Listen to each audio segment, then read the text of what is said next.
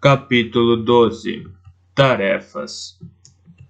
A parte mais devastadora de nossa guerra com os navios vermelhos talvez tenha sido a sensação de impotência que nos dominou. Foi como se uma terrível paralisia tivesse caído sobre o país e seus governantes. As táticas dos salteadores eram tão incompreensíveis que, ao longo do primeiro ano, ficamos imóveis como se estivéssemos aturdidos. No segundo ano de ataques, tentamos nos defender, mas nossas capacidades estavam enferrujadas. Durante muito tempo tinham sido empregadas apenas contra os salteadores ocasionais, os oportunistas ou os desesperados, contra piratas organizados que tinham estudado nossas costas marítimas, as posições de nossas torres de vigia, nossas marés e correntes. Éramos como crianças. Só o uso do talento pelo príncipe Veracidade nos forneceu alguma proteção.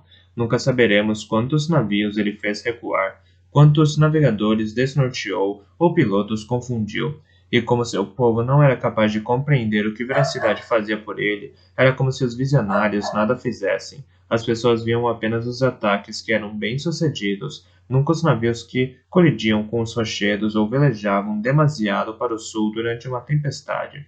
O povo perdeu o ânimo. Os ducados do interior protestavam contra os impostos para proteger uma linha de costa que eles não possuíam.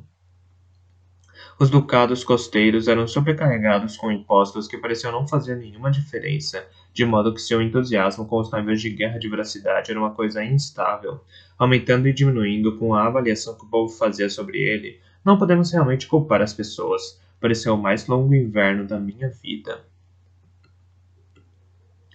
Ao sair do estúdio de Veracidade, dirigi-me aos aposentos de Catrican. Bati a porta e fui admitido pela mesma pequena pajem de antes. Com sua pequena cara alegre e seu cabelo escuro e encaracolado, Rosa Maria me lembrava uma fada do lago. Lá dentro, a atmosfera da sala parecia deprimida. Várias damas de Catrican estavam ali, e todas estavam sentadas em bancos em volta de uma moldura que segurava um tecido branco de linho. Estavam bordando bainhas, flores e verduras desenhadas em fios de cores brilhantes. Vira projetos semelhantes nos aposentos de Dona Despachada. Em geral, essas atividades pareciam divertidas, com tagarelices e brincadeiras amigáveis, agulhas cintilando enquanto arrastavam os fios brilhantes através do pesado tecido. Mas ali havia quase silêncio. As mulheres trabalhavam de cabeça baixa diligentemente, habilidosamente, mas sem conversas alegres. Velas aromáticas, cor-de-rosa e verdes ardiam em todos os cantos da sala. Suas sutis fragrâncias misturavam os odores por cima da moldura. Catrican regia o trabalho, mantendo as mãos tão ocupadas como qualquer uma das outras. Parecia ser a fonte da quietude. Tinha a face composta, mesmo pacífica. Sua autoconcentração era tão evidente que eu quase conseguia ver as muralhas à volta dela. Mostrava um aspecto agradável, olhos gentis, mas eu não sentia que ela se encontrava realmente ali. Era como um recipiente de água fria e parada. Vestia uma túnica verde longa e simples, mais ao estilo da montanha do que ao de Torre do Cervo. Os Eragias de lado. Ergueu os olhos para mim e sorriu interrogativamente. Senti-me um intruso, uma interrupção em um grupo de alunos estudiosos de seu mestre. Assim, em vez de me limitar a cumprimentá-la, tentei justificar minha presença. Falei informalmente, consciente de estar sendo observado por todas aquelas mulheres. Rainha Catrican, o príncipe herdeiro Veracidade pediu-me para lhe trazer uma mensagem. Algo pareceu cintilar atrás de seus olhos, e então a quietude regressou. Sim, disse, com um tom neutro. Nenhuma das agulhas fez uma pausa em sua dança saltitante, mas eu tinha certeza de que todos os ouvidos esperavam pelas notícias que eu poderia trazer. No topo de uma torre, houve uma vez um jardim, chamado Jardim da Rainha. Há tempos, disse o rei Veracidade, teve vasos cheios de verduras e tanques de água. Era um lugar com plantas, flores, peixes e sinos de vento. Era da sua mãe, minha rainha. Ele quer que agora seja seu. A quietude à mesa tornou-se profunda. Os olhos de Catrican abriram-se muito. Cuidadosamente perguntou: Tem certeza dessa mensagem? Claro, senhora. Sua reação me confundiu. Ele disse que teria muito prazer em ver o jardim restaurado. Falou dele com grande carinho, recordando em especial os canteiros de tomilho com flor. O júbilo do rosto de Catrocan se desdobrou como as pétalas de uma flor. Levou uma mão à boca, inspirou, trêmula por entre os dedos. O sangue subiu-lhe ao rosto pálido, rosando suas bochechas. Os olhos brilharam. Preciso vê-lo, exclamou. Preciso vê-lo já. Ergueu-se de repente. Rosa Maria, o meu manto e as luvas, por favor. Dirigiu-se radiante às suas damas. Não querem ir também buscar seus mantos e luvas a me acompanhar? Minha rainha, a tempestade hoje está muito violenta, começou uma delas, com hesitação. Mas outra, uma mulher mais velha, com uma fisionomia maternal, a dama Modeste, ergueu-se lentamente. Eu irei com você ao topo da torre. Sacão! Um rapazinho que estava cochilando em um canto se levantou num pulo. Corra e traga meu manto e as luvas e o capuz. Virou-se novamente para Catrogan. Lembro-me bem desse jardim, dos tempos da rainha Constância. Passei lá muitas horas agradáveis em sua companhia. Essa restauração me deixará feliz. Houve um segundo de pausa, e então as outras damas tomaram atitudes semelhantes. Quando regressei com meu manto, já estavam todas prontas para partir. Senti-me francamente estranho ao liderar aquela procissão de senhoras pelo castelo e pela longa subida até o jardim da rainha. A essa altura já éramos seguidos por pajens e curiosos. Havia quase 20 pessoas atrás de Catrocan e de mim. Eu liderava a subida dos íngremes degraus de pedra e Catrocan vinha logo atrás. Os outros se estendiam em uma longa fila atrás de nós, enquanto eu empurrava a pesada porta, forçando-a a se abrir, apesar da camada de neve que se acumulara lá fora. Catrocan perguntou em voz baixa. Ele me perdoou, não perdoou? Fiz uma pausa para recuperar o fôlego. Empurrar a porta com o ombro não estava fazendo bem ao ferimento que tinha no pescoço. O ombro pulsava em um latejar surdo. Minha senhora? Perguntei, em resposta. Meu senhor Veracidade me perdoou. E essa é a maneira de o demonstrar. Farei um jardim que possamos partilhar. Nunca mais voltarei a envergonhá-lo. Fiquei boquiaberto perante seu sorriso arrebatado. Ela encostou casualmente o ombro à porta e abriu-a. Enquanto eu ficava a piscar ao frio e à luz do dia de inverno, ela saía para o terraço da torre, abriu caminho atrás da neve endurecida que lhe chegava ao meio da perna, sem se preocupar minimamente com ela. Eu olhei em volta do estéril topo da torre, me perguntando se teria perdido o juízo. Não havia nada ali, só a neve soprada pelo vento e endurecida sob um céu de chumbo, acumulada-se em um monte por cima das estátuas e dos vasos que tinham sido encostados a uma parede. Fiquei preparado para o desapontamento de Catrocan, mas em vez disso, no centro da torre, enquanto o vento fazia rodopiar os flocos em volta do seu corpo, ela abriu os braços e rodopiou em círculos, rindo como uma criança. É tão lindo! Exclamou. Aventurei-me a segui-la. Os outros chegaram atrás de mim. Um momento mais tarde, Catrocan encontrava-se já junto das pilhas de estátuas derrubadas, vasos e bacias amontoados ao longo de uma parede. Tirou neve da bochecha de um querubim, tão ternamente como se fosse uma mãe. Varreu um monte de neve de cima de um banco de pedra e então pegou o querubim e o colocou em cima do banco. A estátua não era pequena, mas Catrocan usou energicamente seu tamanho e sua força, extraindo várias outras peças da neve acumulada. Soltou exclamações ao vê-las, insistindo com suas damas para que viessem admirá-las. Eu fiquei um pouco distante. O vento passava por mim, despertando a dor dos meus ferimentos, trazendo-me memórias duras. Tinha estado ali, um dia, quase nu, ao frio, enquanto Galeno tentava despertar minha capacidade de usar o talento. Estivera ali, naquele preciso local, quando ele me espancara como se eu fosse um cão. E fora ali que lutara com ele, e na luta queimara e cobrira de cicatrizes qualquer talento que eu tivesse possuído um dia. Aquele era ainda para mim um lugar amargo. Perguntei-me se algum jardim, por mais verde e pacífico que fosse, seria capaz de me encantar crescendo sobre aquela pedra. Um muro baixo atraía-me. Se tivesse me dirigido até lá e espreitado por sobre a borda, sabia que veria falésias rochosas lá embaixo. Não o fiz. O fim rápido que essa queda me oferecera um dia nunca mais voltaria a me tentar. Pus de lado a velha sugestão do talento de Galeno. Virei-me para observar a rainha. Contra o fundo branco da neve e da pedra, suas cores ganhavam vida. Havia uma flor chamada fura-neve que, por vezes, desabrocha quando a neve acumulada do inverno ainda está derretendo. Ela me fazia lembrar uma dessas flores.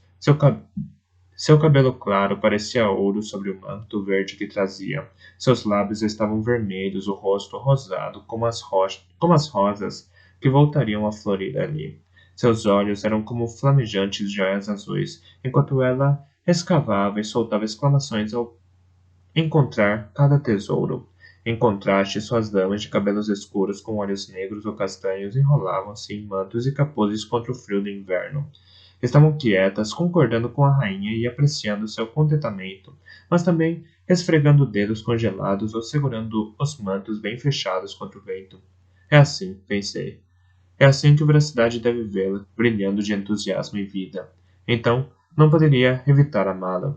A sua vitalidade ardia, tal como a dele ardia quando caçava ou montava a cavalo. Ou ardera há tempos. É claro, encantador, aventurou-se dando esperança a dizer, mas muito frio, e há pouco que possa ser feito aqui até que a neve derreta e o vento se torne menos violento. Oh, estão enganadas! Exclamou a rainha Catrichan. Riu alto enquanto endireitava seus tesouros e regressava ao centro do terraço da torre. O jardim começa no coração. Amanhã tenho de varrer o gelo e a neve do topo da torre, e então todos esses bancos, estátuas e vasos terão de ser colocados em seus lugares. Mas como? Como os raios de uma roda? Como um charmoso labirinto, formalmente dispondo-os por altura e tema? Há mil maneiras de arranjá-los e tenho de fazer experiências. A menos, talvez, que o meu senhor se lembre de como ele foi e me diga. Então restaurarei para ele o jardim de sua infância. Amanhã, rainha Catrichan, pois os céus escureceram e arrefecem, aconselhou Dama Modéstia. Eu conseguia ver o que a subida a pé naquele tempo ao frio custara à idosa mulher, mas ele exibiu um sorriso bondoso quando falou. Eu talvez possa lhe falar esta noite daquilo que recordo deste jardim. Faria isso? Resultou Catrichan, e acolheu a santa mulher nas suas. O sorriso que derramou sobre Dama Modéstia foi como uma bênção. Ficarei feliz por fazê-lo. E com essas palavras começamos lentamente a sair em fila do terraço. Eu fui o último, fechei a porta atrás de mim e fiquei por um momento à espera de que os olhos se ajustassem à escuridão da torre. Abaixo de mim, velas oscilavam enquanto os outros desciam. Abençoei o pajem em que pensara em buscá-las. Segui mais devagar, sentindo o braço inteiro, desde a dentada até o golpe de espada, latejando de dor. Pensei na alegria de Catrichan e fiquei feliz com ela, apesar de me sentir culpado ao refletir que tinha por base falsos fundamentos. Veracidade, ficar aliviado com minha sugestão de entregar o jardim a Catrichan, mas o ato não tinha para ele o significado do que tinha para Catrichan. Ela acataria o projeto como se estivesse construindo um santuário ao seu amor, e eu duvidava que na manhã seguinte Veracidade sequer recordasse de que a tinha presenteado com ele. Senti-me ao mesmo tempo traiçoeiro e tolo enquanto descia as escadas. Fui jantar pensando que queria estar sozinho. Então evitei o salão e me dirigi à sala dos guardas junto à cozinha. Aí encontrei Bronco e Mano comendo. Quando me convidaram a me juntar a eles, não pude recusar. Mas assim que me sentei, foi como se não estivesse lá. Eles não me excluíram da conversa, mas falavam de uma vida da qual eu já não partilhava. A riqueza de detalhes de tudo aquilo que acontecia nos estábulos e gaiolas agora me fugia. Eles discutiam problemas com a confiante vivacidade de homens que partilhavam um íntimo conhecimento de base. Eu ia dando por mim cada vez mais, acenando as suas palavras, mas sem nada contribuir para a conversa. Eles se davam bem. Bronco não falava com Mano como um subalterno, mas Mano não escondia seu respeito por um homem que claramente olhava como seu superior. Mano aprendera muito com Bronco em pouco tempo. Deixara a Torre do Cervo como um humilde rapaz do estábulo no outono anterior. Agora falava com competência sobre os falcões e cães e fazia perguntas pertinentes acerca das decisões que Bronco tomava na criação dos cavalos. Eu ainda estava comendo quando eles se levantaram para sair. Mano estava preocupado com o cão que fora escoiciado por um cavalo algumas horas antes. Desejaram-me boa noite e saíram pela porta, ainda conversando. Eu fiquei sentado em silêncio. Havia outros homens à minha volta, guardas e soldados, comendo, bebendo e conversando. Os sons agradáveis das conversas das colheres raspando nos lados dos recipientes, o estrondo sordo feito por alguém ao cortar uma fatia de queijo. Eram como uma música. A sala cheirava a comida e a gente, a lenha, a cerveja derramada e ao rico guisado que borbulhava. Deveria me sentir contente, não inquieto, nem melancólico, nem sozinho. Irmão, já vou. Vai me encontrar no velho barracão dos porcos. Olhos de noite havia ido longe caçar. Eu cheguei lá primeiro e fiquei na escuridão à espera dele. Havia um pote de unguento na minha bolsa, e levava também um saco de ossos. A neve rodopiava à minha volta uma dança infinita de faíscas de inverno. Meus olhos sondaram a escuridão. Detectei-os. Detectei-o. O próximo. Senti o próximo, mas ainda conseguiu surgir saltando e me assustar. Mostrou-se misericordioso, não dando mais do que uma leve mordida e uma sacudida no pulso ileso. Entramos na cabana, acendi o toco de uma vela e examinei sua espádua. Na noite anterior estava fatigado com dores e por isso fiquei contente por ver que fizeram um bom trabalho. Tosqueara os densos pelos em volta do golpe e lavara o ferimento com neve limpa.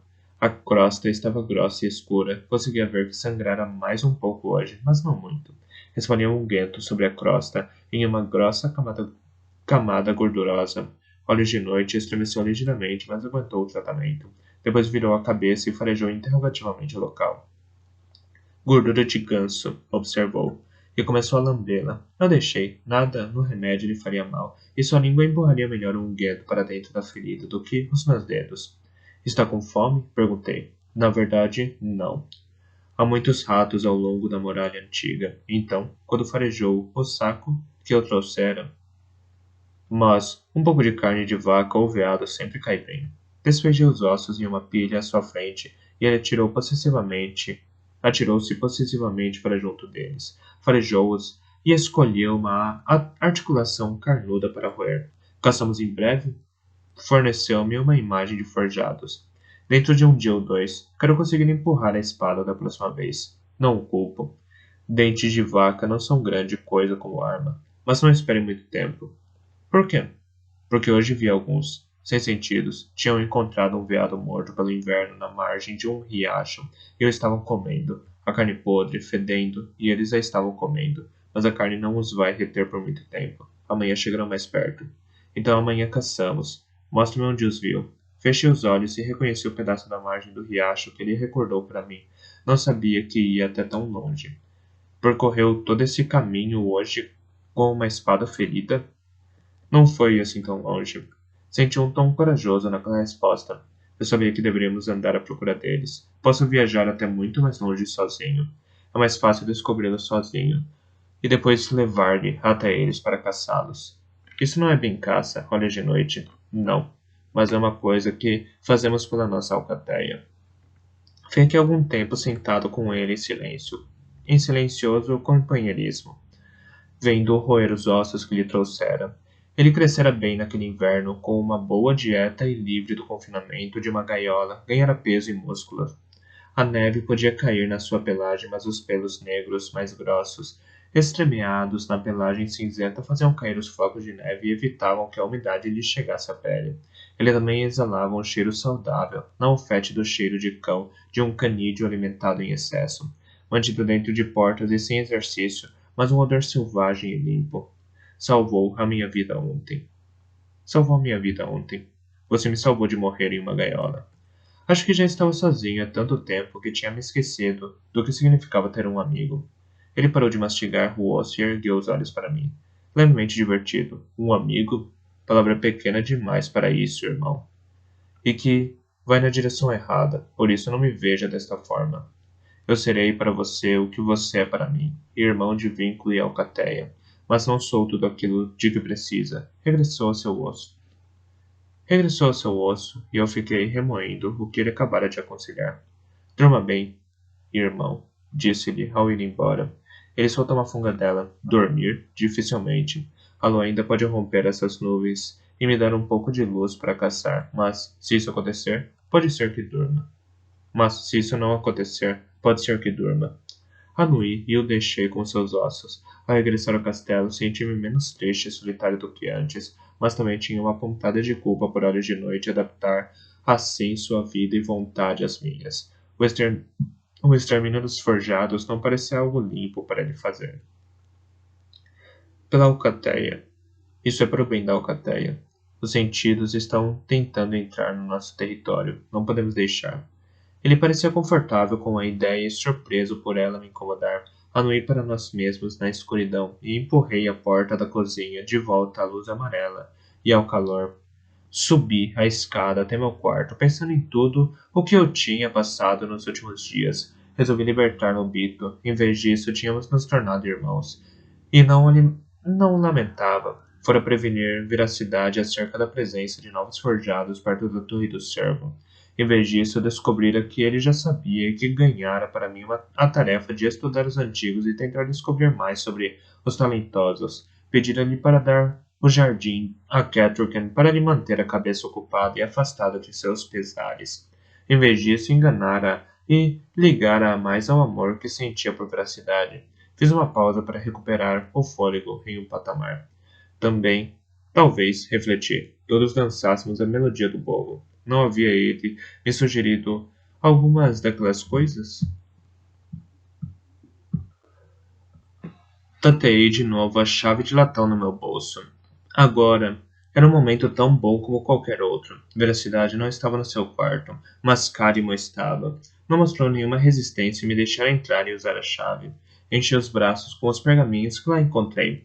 Havia mais do que eu esperava. Levei-os para meu quarto e pousei-os na arca das roupas. Cutuquei o fogo na lareira, respreitei o curativo da dentada no meu pescoço.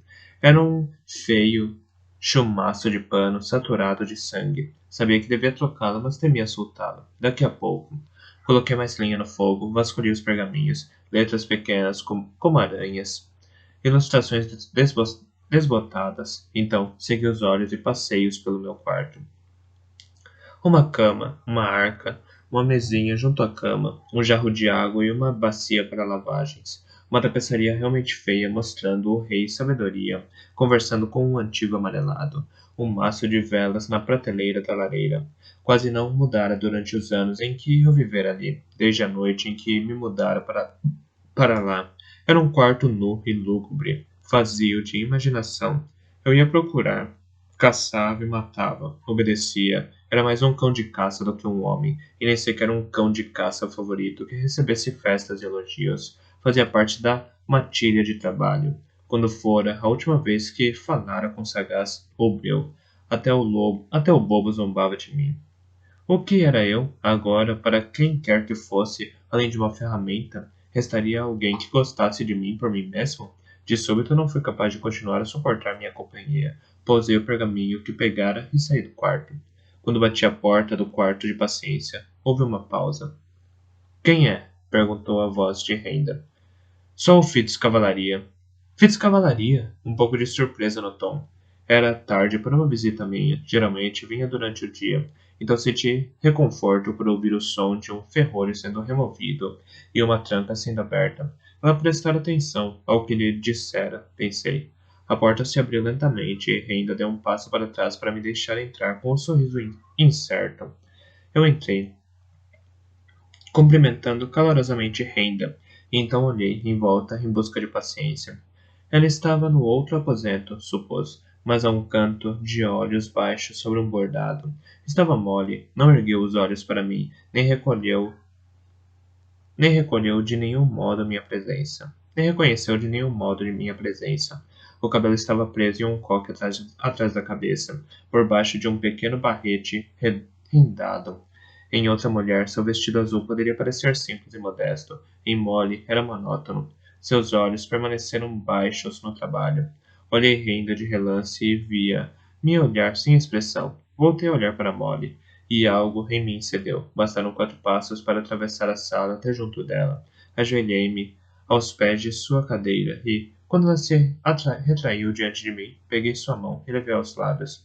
Fitz Cavalaria! A voz de paciência atrás de mim estava indignada. Olhei de relance, enquadrada pela soleira da porta. Seus lábios estavam lisos de ira. Virei-lhe as costas. Molly tinha a cara afastada de mim.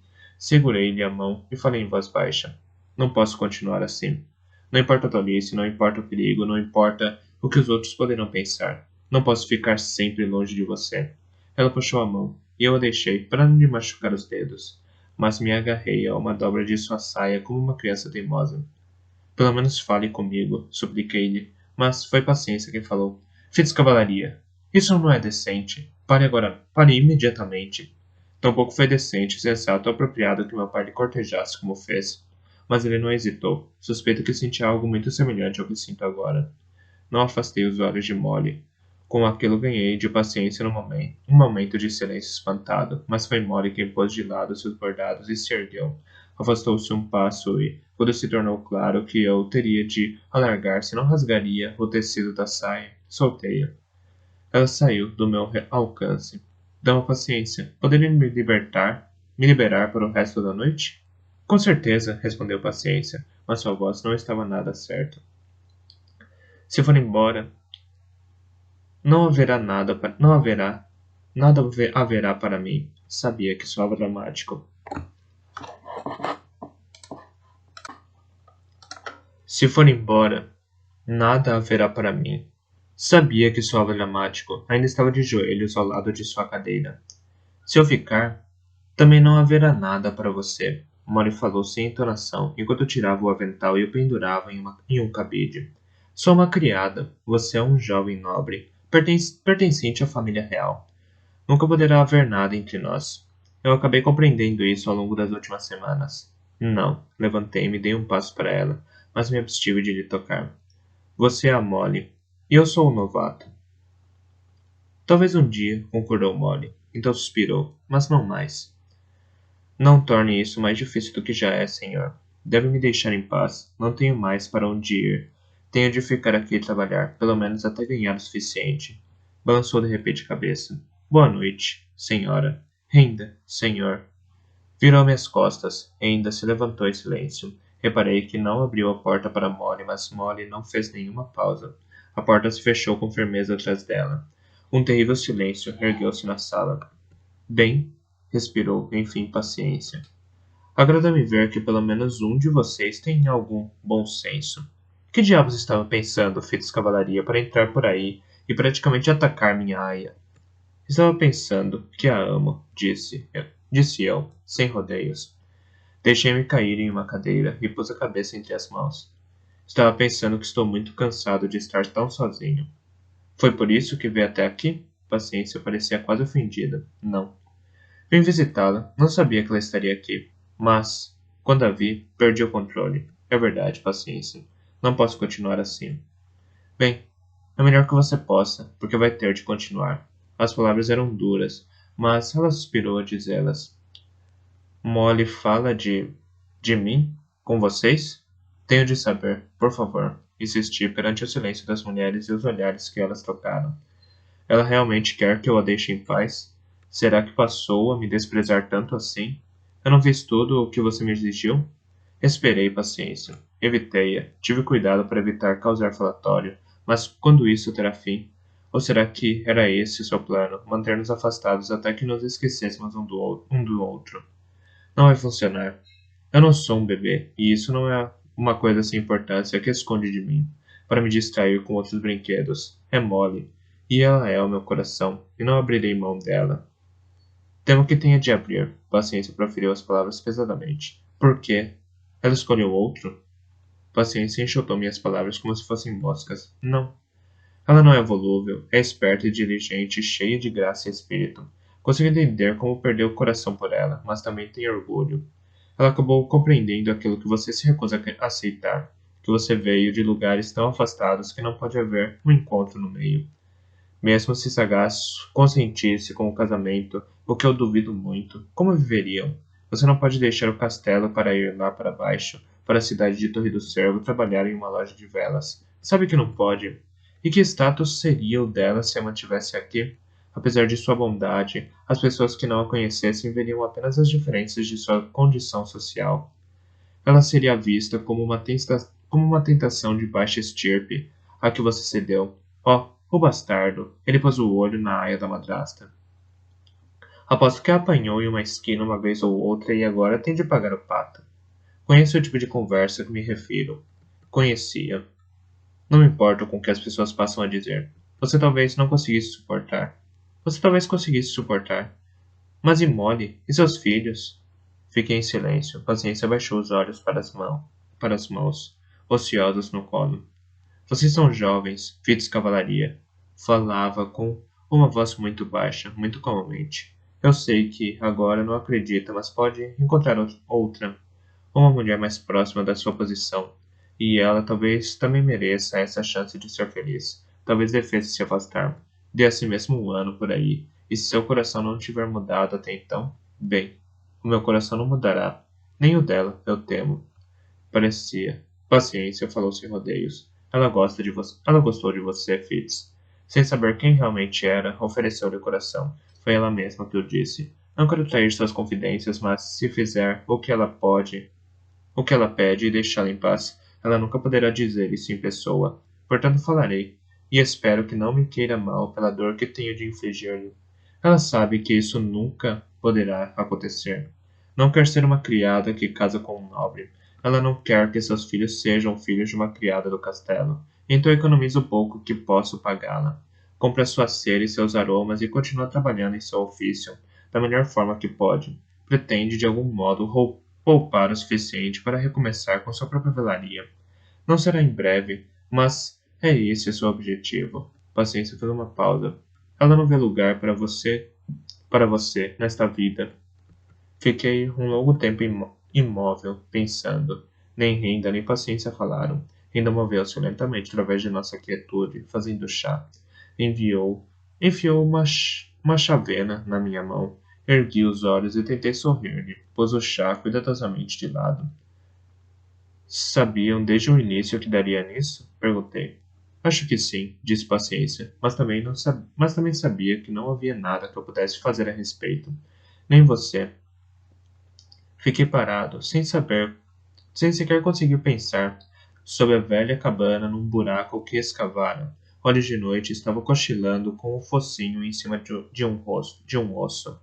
Toquei-o suavemente sem o acordar. Sua respiração calma foi uma âncora. Apoiei-me nele para me equilibrar. Fitz, o que vai fazer? Lágrimas ardiam nos meus olhos. Pisquei e elas passaram. O que me dizem para fazer? Disse pesadamente. Quando foi que fiz outra coisa? Paciência ficou em silêncio enquanto eu me levantava lentamente. O ferimento no pescoço latejava. De repente, desejei apenas dormir. Ela respondeu com um aceno quando pedi licença para me retirar. A porta parei. A porta. Parei por um momento. O motivo pelo qual vim aqui esta noite, além de ver vocês, é que a rainha Catrogan irá restaurar o jardim da rainha. Aquele que fica no topo da torre. Ela mencionou que gostaria de saber como o jardim estava originalmente disposto. No tempo da rainha Consciência. Pensei que talvez pudessem recordá-lo para ela. Paciência hesitou. Eu me lembro muito bem dele. Ficou calado por um momento, então seu rosto se iluminou. Vou desenhá-lo para você. E eu explico. Depois, pode ir falar com a rainha. Eu olhei-a nos olhos. Parece-me que devia ir falar com ela.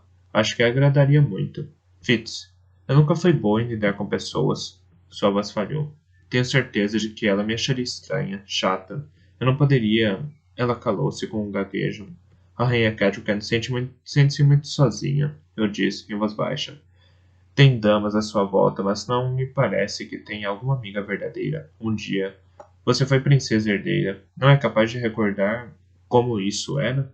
É muito diferente para ela do que foi para mim, penso eu. Provavelmente, concordei. Virei-me para sair. Para começar, você tinha um esposo atento que a amava. Atrás de mim, Paciência soltou um pequeno som estrangulado. E não me parece que o príncipe majestoso fosse tão esperto nessa época como é agora. E você tinha renda para lhe apoiar. Sim, dama Paciência. Tenho certeza de que é muito diferente para ela. Muito mais difícil. Fitz Cavalaria! Parei à porta. Sim, senhora. Vire-se para mim quando eu falo com você. Virei-me lentamente e ela chegou a bater com o pé no chão. Não fica bem fazer isso. Está tentando me envergonhar. Acha que eu não cumpro o meu dever? Que não conheço o meu dever? Senhora? Irei falar com ela, amanhã, e ela me achará estranha, desajeitada, involúvel. Se aborrecerá comigo e desejará que eu não tivesse aparecido. Então você pedirá desculpas por ter me obrigado a fazê-lo. Tenho certeza de que sabe que não, senhora. Pegue seus maneirismos de corte e vá embora. Rapaz insuportável.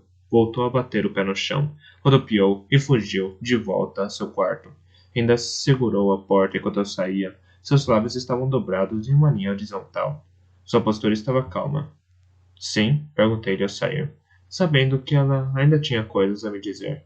Estava pensando que você é muito parecido com seu pai, observou Renda sarcasticamente, só que um pouco menos teimoso. Ele não desistia tão facilmente como você desistiu. Fechou firmemente a porta às minhas costas. Fiquei durante algum tempo olhando para a porta fechada. Então regressei ao meu quarto. Sabia que tinha de mudar o curativo do ferimento do pescoço. Subi o lance de escada, sentindo o braço latejar a cada passo. Parei no patamar. Durante um tempo observei as velas que ardiam em seus suportes. Subi o lance de escada seguinte. Bati a porta por vários minutos. Uma luz amarela de vela estava visível na fenda por baixo da porta, mas assim que bati, apagou-se de repente. Peguei a faca e forcei ruidosamente o ferrolho da porta. Ela tinha trocado. Parecia também haver uma tranca, mais pesada do que a ponta da minha lâmina seria capaz de erguer. Desisti e fui embora. Para baixo é sempre mais fácil do que para cima. De fato, pode ser muito mais fácil quando um braço já está ferido. Olhei para as ondas que se quebravam como renda branca nos rochedos distantes. Olhos de noite tinha razão.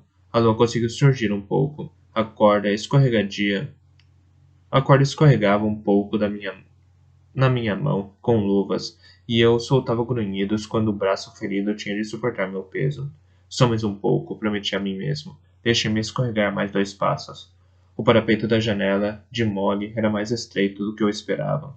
Mantive a corda enrolada no braço enquanto me empolerei nele. A lâmina da faca deslizou facilmente pela fenda entre as persianas. Estavam muito mal ajustadas. A lingueta superior cederia e estava trabalhando na inferior quando ouvi a voz dela vinda de dentro. Se entrar, eu grito, e os guardas virão. Então, então é melhor fazer chá para eles, repliquei sombriamente, e voltei a prestar atenção à lingueta de baixo. Um instante depois, Molly encarou as persianas. Ficou enquadrada pela janela, como a luz saltitante da lareira iluminando-a por trás. Estava de camisa de dormir, mas ainda não tinha trançado o cabelo. Ele estava solto e brilhava de ter sido escovado. Ela havia jogado um chale sobre os ombros. Vá embora, disse-me ferozmente. Saia daqui.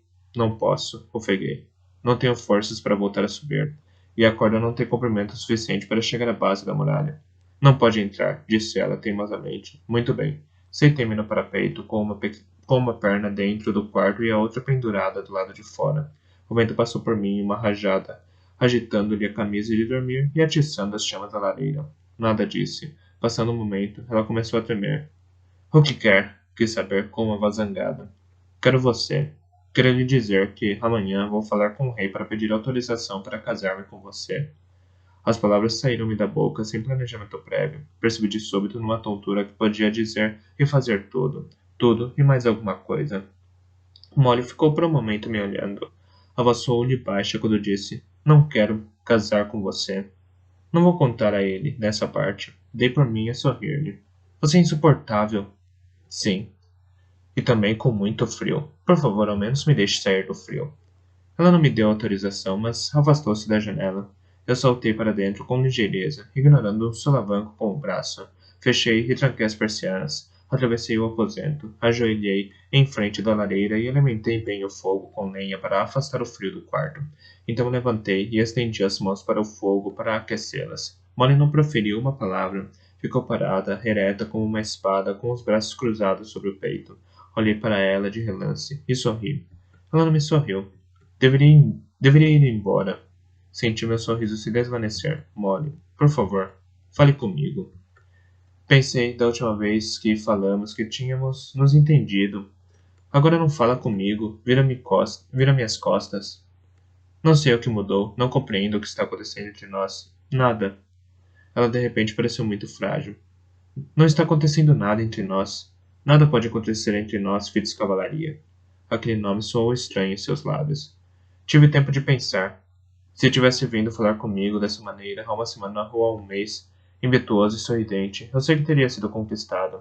Permitiu-se o fantasma de um sorriso triste, como se estivesse se lembrando do modo como uma criança morta dava cambalhotas num dia distante de verão. Mas não o fez. Mostrou-se correto e prático e fez todas as coisas certas. E por mais idiota que possa parecer, isso me magoou. Eu disse a mim mesma que, se me amasse tanto como declarou amar, nada, nem as paredes, nem as maneiras, a reputação ou o protocolo, evitaria que me visitasse. Naquela noite, quando veio, quando nós... Mas não mudou nada. Você não voltou. Mas foi por você, pela sua reputação, comecei a dizer, desesperado. Shh! Eu disse que era uma tolice, mas os sentimentos não têm de ser sensatos. Os sentimentos simplesmente são. Você me amar não era sensato, nem eu gostar de você. Acabei por entender isso. E acabei por entender que a sensatez tem de se sobrepor aos sentimentos. Suspirou. Fiquei tão zangada quando seu tio falou comigo pela primeira vez. Tão ofendida. Ele me tornou desafiadora, deu-me uma determinação de aço para ficar, apesar de tudo o que se interpunha entre nós. Mas não sou uma pedra. Mesmo se fosse, até uma pedra pode ser desgastada pelo constante e frio gotejamento do senso comum. O meu tio, príncipe majestoso, fiquei incrédulo perante a traição. Ela confirmou lentamente com a cabeça. Ele me disse para manter a visita em segredo. Não haveria, disse ele, nenhuma vantagem se você soubesse dela. Tinha de agir de acordo com os interesses da família. Disse que eu tinha de compreender isso. Eu compreendi, mas me zanguei. Foi só com o tempo que ele me fez entender que meus interesses eram os mesmos. Eram os mesmos. Fez uma pausa e passou uma mão pelo rosto. Estava chorando, em silêncio, suas lágrimas corriam enquanto falava. Atravessei o quarto até onde ela estava, hesitante. Tomei-a nos braços. Ela não resistiu, e isso me surpreendeu. Abracei-a cautelosamente, como se fosse uma borboleta que pudesse ser facilmente esmagada. Inclinou a cabeça para frente, de modo a pousar com toda a leveza a testa no meu ombro. E falou para o meu peito. Daqui a alguns meses, terei economizado o suficiente para começar de novo. Não para abrir um negócio, mas para alugar um quarto em algum lugar e arranjar trabalho que me sustente. E começar a economizar para uma loja. É isso que pretendo fazer. Dama paciência bondosa e renda tornou-se uma verdadeira amiga, mas não gosta de ser criada. E não o serei durante mais tempo do que tiver de ser. Parou de falar e ficou quieta em meus braços. Estava tremendo levemente, como que de exaustão. Suas palavras pareciam ter se esgotado. Se esgotado. O que meu tio lhe disse? Perguntei cautelosamente. Ana engoliu a seco e apertou ligeiramente o rosto contra mim. Acho que limpou as lágrimas na minha camisa. Só o que já deveria ter esperado. Quando veio pela primeira vez falar comigo, foi frio e distante. Tornou-me por uma prostituta de rua, suponho. Avisou-me severamente que o rei não toleraria mais escândalos. Exigiu saber se eu estava grávida. Fiquei furiosa, é claro. Disse-lhe que era impossível que estivesse. Que nós nunca tínhamos. Molly fez uma pausa e eu consegui sentir sua vergonha para alguém poder sequer fazer uma pergunta dessas. Então me disse que ainda bem. Perguntou o que achava que eu merecia como reparação pelo seu engano. A palavra era como uma pequena faca que se torcia nas minhas entranhas. A fúria que senti estava se acumulando, mas me forcei a manter silêncio, para que ela pudesse contar tudo. Disse-lhe que não esperava nada, que eu tinha enganado a mim mesma tanto quanto você tinha me enganado. Então ele me ofereceu dinheiro para ir embora e nunca mais falar com você, ou do que tinha acontecido entre nós. Ela estava sentindo dificuldade para falar. A voz foi se tornando mais aguda e tensa a cada frase. Lutava por mostrar uma aparência de calma que eu sabia que não sentia. Ofereceu-me o suficiente para abrir uma velaria. Eu fiquei brava. Disse-lhe que não podia ser paga para deixar de amar alguém, que se a oferta de dinheiro pudesse me fazer amar ou deixar de amar, então era mesmo uma prostituta. Ele ficou bravo, mas foi embora. Soltou um súbito soluço trêmulo, e então ficou imóvel. Movi as mãos levemente sobre seus ombros, sentindo a tensão contida neles.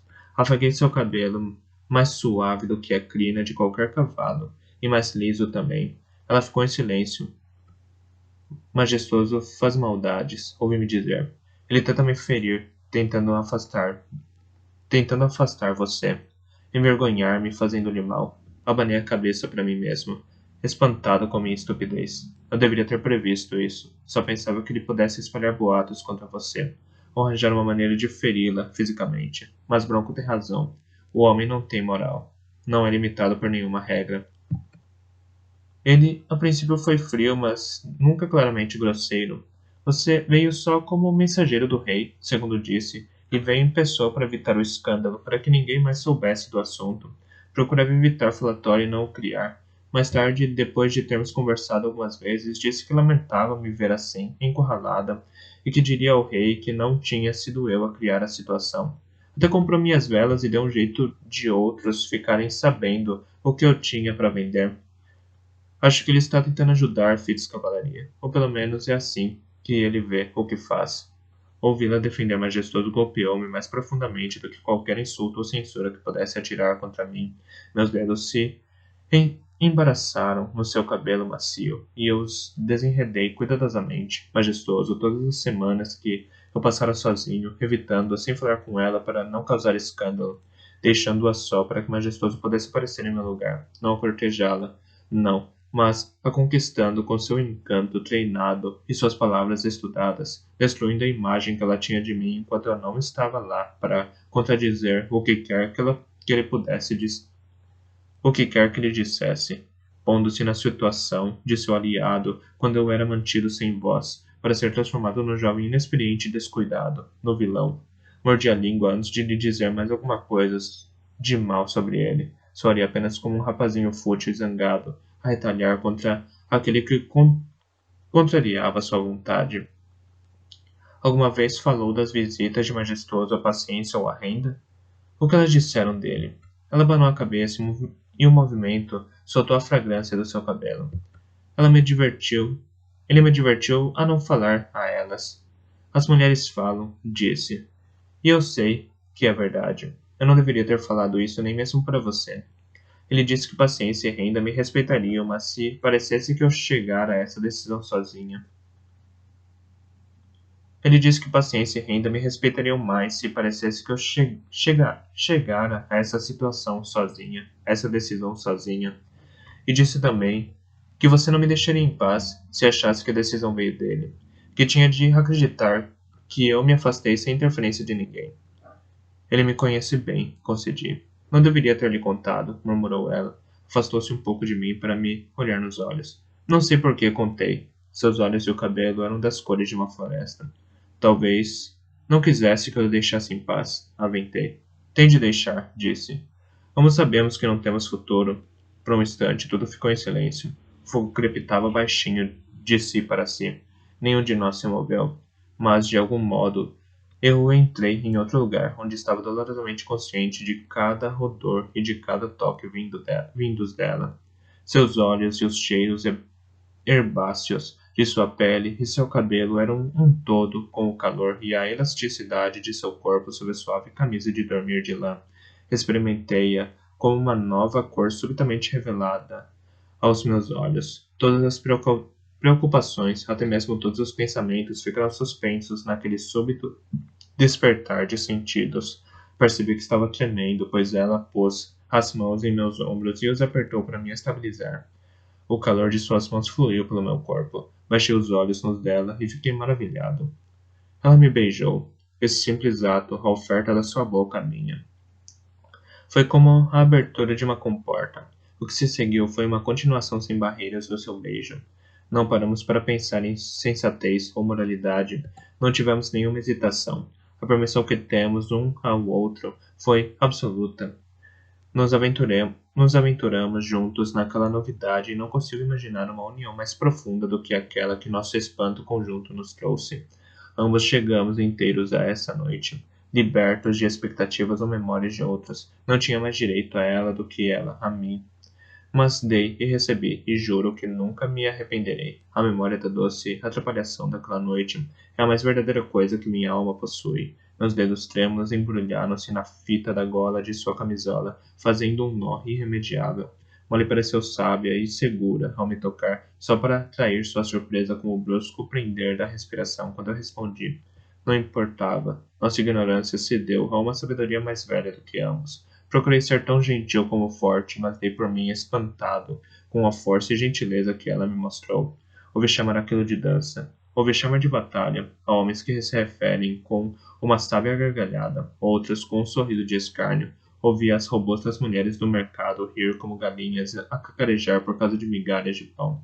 Fui abordado por proxenetas que falavam de sua mercadoria com o arrojo de vendedores ambulantes a apregoar peixe fresco. Quanto a mim, penso que certas coisas estão além das palavras. A cor azul só pode ser experimentada assim como o cheiro do jasmim ou o som de uma flauta, a curva de um ombro tépido e nu, a suavidade unicamente feminina de um seio, o som surpreendido que fazem quando todas as barreiras cedem de repente, o perfume do pescoço dela, o saber de sua pele, não passaram de partes e, por mais doces que sejam, não incorporam o todo. Milhares desses detalhes ainda não o ilustrariam. A lenha na lareira ardeu até se transformar em brasas vermelhas escuras. As velas já tinham se apagado há muito. Parecia que já estávamos em um lugar em que entráramos como estranhos, e onde descobriríamos estar em casa. Acho que teria renunciado ao resto do mundo só para permanecer no sonolento ninho de amarrotadas mantas e colchas de penas, respirando sua morna quietude. Irmão, isso é bom. Saltei como um peixe no anzol, sacudindo mole para fora de seu devaneio sonolento. O que foi? Uma cãibra na panturrilha. Menti. E ela riu, acreditando em mim. Uma mentiria tão simples, mas me senti subitamente envergonhado por ela, por todas as mentiras que tinha proferido e por todas as verdades que transformara em mentiras por as ter calado. Abri os olhos para lhe contar tudo, que era o assassino real, o instrumento de matança do rei, que o conhecimento de si que ela me dera naquela noite fora partilhado pelo irmão lobo, que se entregara tão livremente a um homem que matava outros homens e partilhava a vida com um animal. Era impensável. Dizer-lhe essas coisas iria magoá-la e envergonhá-la. Ela se sentiria permanentemente suja pelo toque que tínhamos partilhado. Disse a mim mesmo que conseguiria suportar que ela me desprezasse, mas não suportaria que desprezasse a si mesma. Disse a mim mesmo que apertava os lábios porque era a atitude nobre a tomar, porque guardar esses segredos para mim era melhor do que permitir que a verdade destruísse. Teria mentido a mim mesmo nesse momento? Não o fazemos todos? Fiquei ali deitado com os braços dela enlaçados, mornos à minha volta, com todo o seu corpo me aquecendo, e me prometi mesmo que iria mudar. Deixaria de ser todas essas coisas, e então nunca teria necessidade de lhe contar. Amanhã prometi a mim mesmo, diria Abreu e sagaz que não voltaria a matar por eles. Amanhã faria olhos de noite compreender que tinha de cortar o vínculo com ele. Amanhã. Mas hoje, neste dia que já começava a amanhecer, tinha de sair com o lobo, a meu lado, dar caça aos forjados e matá-los, porque queria falar com sagaz com um triunfo fresco, para o deixar disposto a me conceder a mercê que lhe pediria. Naquela mesma noite, depois de terminar a matança, iria pedir-lhe para permitir que Molly e eu nos casássemos. Prometi a mim mesmo que sua permissão marcaria o princípio de minha nova vida como um homem que já não teria de manter segredos da mulher que amava.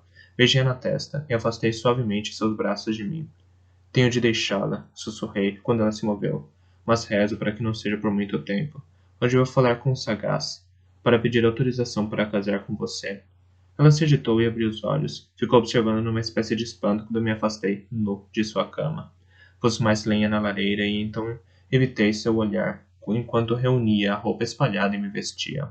Ela não estava tímida, pois quando ergui os olhos da fivela do cinto, depois de prender, dei com os olhos dela postos em mim, sorrindo. Corei.